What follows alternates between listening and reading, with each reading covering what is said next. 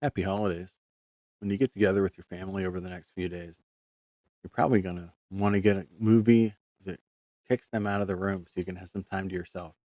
You might wonder, what's a movie so apparently strange and upsetting that'll do it? I have a couple. Next few episodes will share them with you.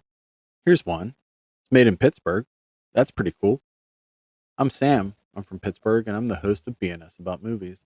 You can also come to my website, bnsaboutmovies.com, or send me an email at bnsaboutmovies@gmail.com.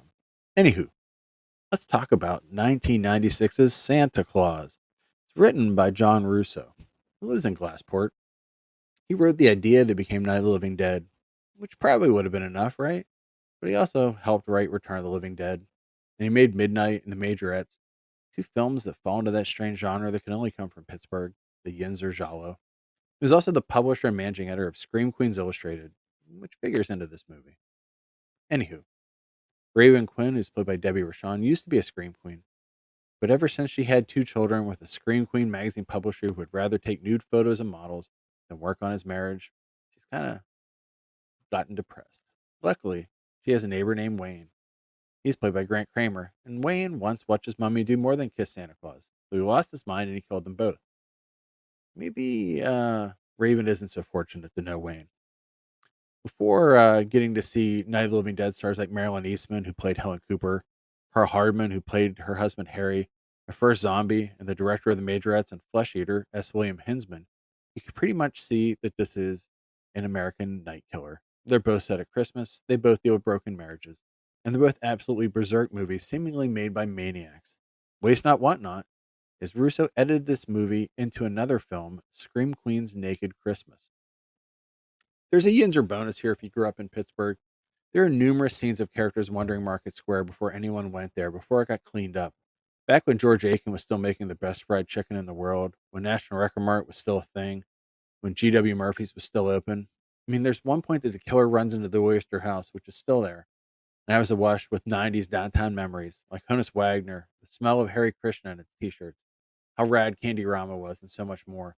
When downtown Pittsburgh felt dangerous, when the Roman 5 was still open, when there were all these strange adult clubs that you were afraid to go into. Memories.